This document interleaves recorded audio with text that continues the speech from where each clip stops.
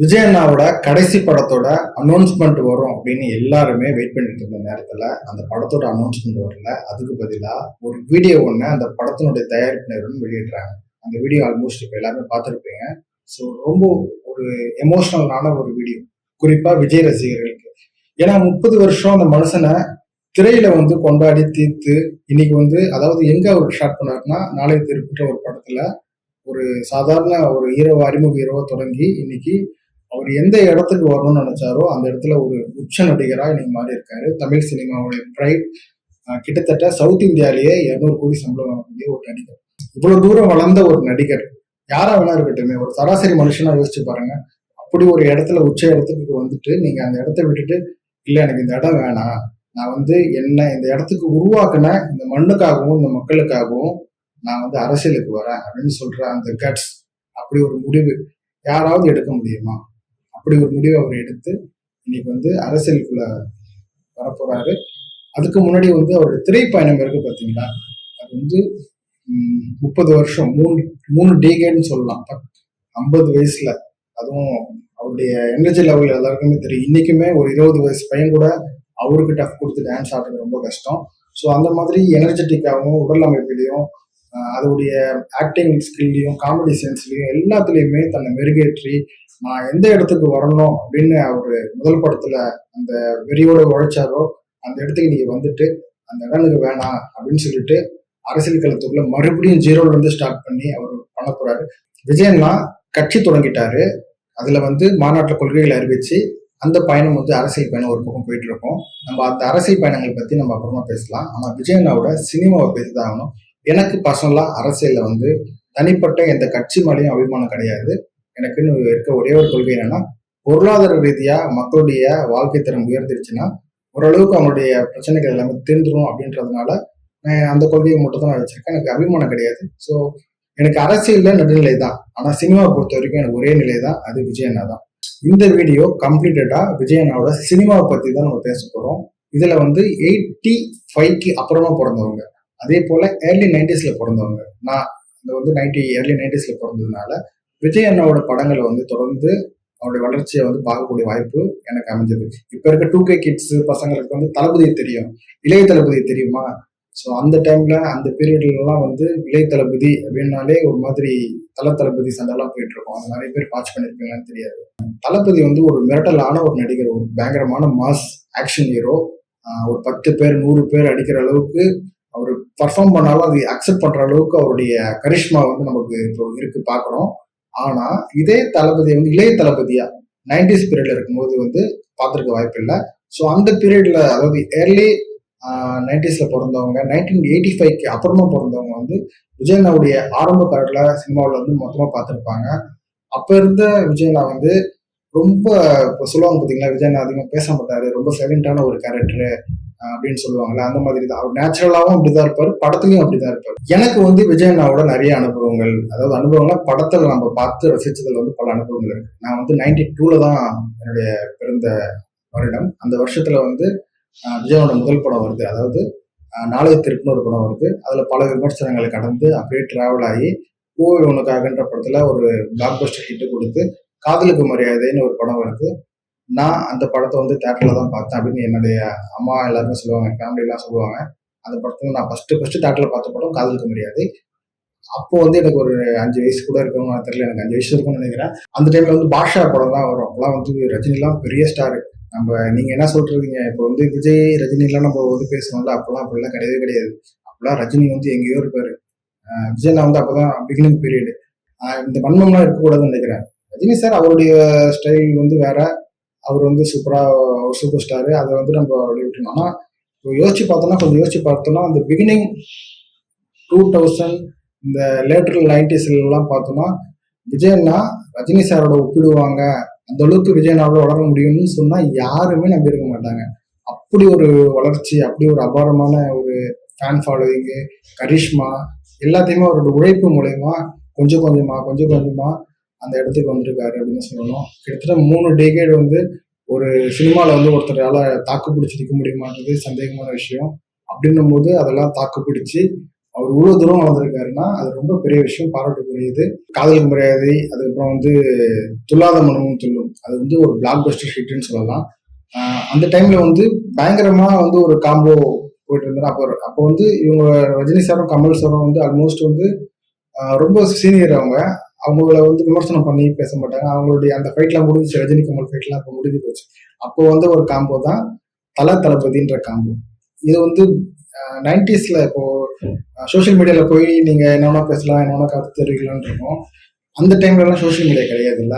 அப்போ நான்லாம் ஸ்கூல் போகும்போது வந்து தளபதி ஃபைட்டு தான் நடக்கும், நேரடியா நடக்கும். ஸ்கூல்ல வந்து அஜித் சார் வந்து எதனா ஒரு கெட்டப் போட்டு வராரு, இல்ல ஏதோ ஒரு படத்துல வந்து நடிக்கிறாரு அப்படின்னா அது வந்து அந்த கெட்டப்ல இல்ல அந்த மாதிரி டைலாக் பேசி இவங்க வந்து உங்களை மாதிரி எங்க தலை மாதிரி வர முடியுமா அப்படின்னுவாங்க. அப்போ முக்கியமா வந்து ஃபர்ஸ்ட் ஆக்ஷன் ஹீரோ ஆனது வந்து அஜித் சார் தான். தீனா படம் வந்துச்சு, எனக்கு ரொம்ப பிடிக்கும் அந்த படம்.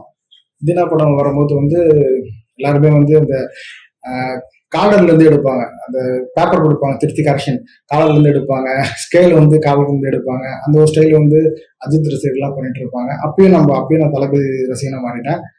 தளபதி மாதிரி டான்ஸ் ஆட முடியுமா, ஏதாவது வந்து பிரச்சனை சமாளிக்க முடியல அப்படின்னா விஜய் ஒரு டான்ஸ் தான் உள்ள எழுத்து விட்டுருவான்.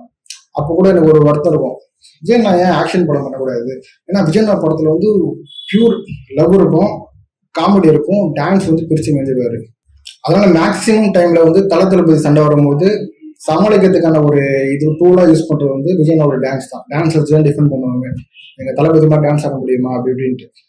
இப்போ உண்மையை சொல்லணும்னா தலைன்னு ஒருத்தர் இருந்ததுனால தளபதி அப்போ வந்து நேரடியா சண்டை நடக்கும். இப்போ வந்து சோசியல் மீடியாவில் நடக்கிற சண்டைலாம் வந்து நேரில் நடக்கும்.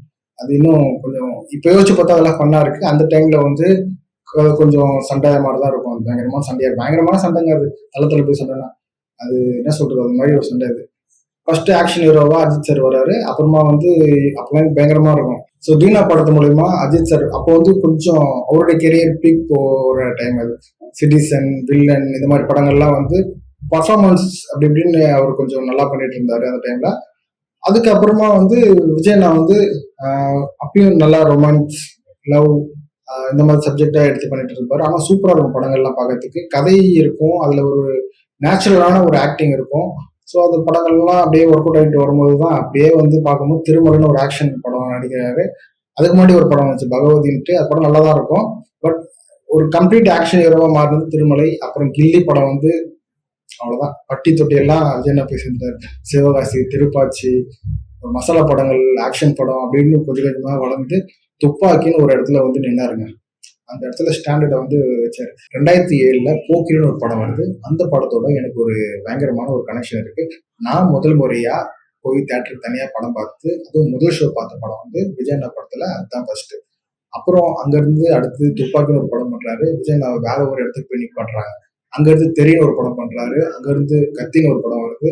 அப்படியே மெர்சல், இப்போ இருக்க greatest of all the time வரைக்கும் விஜய் வந்து அப்படியே கொஞ்சம் கொஞ்சமா வளர்ந்து இன்னைக்கு வந்து தமிழ்நாட்டுடைய உச்ச நடிகரா 200 கோடி சம்பளம் வாங்கக்கூடிய ஒரு இடத்துக்கு வந்துட்டு, நான் இதுக்கு மேலே படம் நடிக்க போறது இல்லை, இன்னும் ஒரு படம் தான் நடிக்க போறேன் அப்படின்னு சொல்றாரு. அப்படின்னா அது எவ்வளவு எமோஷனல் ஆகும் அப்படின்றது கண்டிப்பா இந்த 90ஸ்ல இருந்து விஜய் ஃபாலோ பண்ணவங்களுக்கு தெரியும்.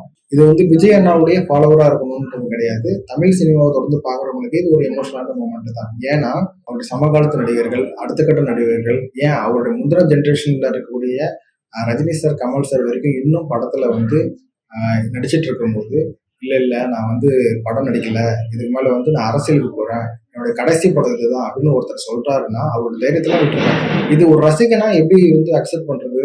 இனி அண்ணனுக்கு தியேட்டர்ல பார்க்க முடியாது, தியேட்டர் மூமெண்ட் இருக்காது. அவருடைய படங்கள் இனி பழைய படங்கள் பார்ப்போம், எல்லாம் ரைட்டு தான். அந்த தியேட்டர் மூமெண்ட் இல்லாமல் போயிடும்ல, அது எவ்வளவு எமோஷனலா இருக்கும். ஸோ அதை உங்க கூட ஷேர் பண்ணணும்னு நினைச்சேன். அதுக்காக தான் இந்த வீடியோ. இப்போ ரீசெண்டா ரிலீஸ் ஆன the greatest of all the time, இந்த படத்தையே ரசிகர்கள் எவ்வளவு தூரம் கொண்டாடுறாங்க அப்படின்றத நம்ம தினம் பார்த்துட்டு தான் இருக்கோம். ஸோ அந்த அளவுக்கு வந்து டிக்கெட் கிடைக்காத அளவுக்கு ஒரு பயங்கரமான ஒரு மேசிவ் ஹிட்டா அந்த கோட் படம் போயிட்டு இருக்கு.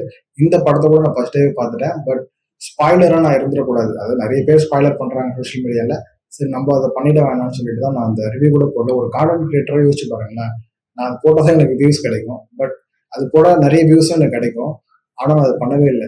ஆனா எனக்கு வந்து அந்த படத்துல வந்து 2 கேள்வி இருக்கு. படம் வந்து சூப்பர் படம், ஒரு தியேட்டர் மூமெண்ட்டுக்காக நிறைய ஹை பாயிண்ட் வச்சிருந்தாங்க. அந்த ஸ்டார்ட் டு எண்டு 3 மணி நேரம் படம்னா கூட படம் வந்து போறதே தெரியாத அளவுக்கு நிறைய ஹை பாயிண்ட்ஸ் வந்து படத்துல இருந்துச்சு. இந்த படத்தை வந்து நீங்க எப்படி பார்க்கணும்னா, ஒரு சின்ன சஸ்பென்ஸ் கூட உங்களுக்கு தெரியாம நீங்க தியேட்டர்ல போய் உட்காந்தீங்கன்னா முழுக்க முழுக்க உங்களுக்கு வந்து ஃபுல் என்ஜாய்மெண்ட் வந்து கிடைச்சிடும். மற்றபடி விஜய் அண்ணாவுக்காக நீங்க எத்தனை வாட்டி வேணாலும் அந்த படத்தை பார்க்கலாம்.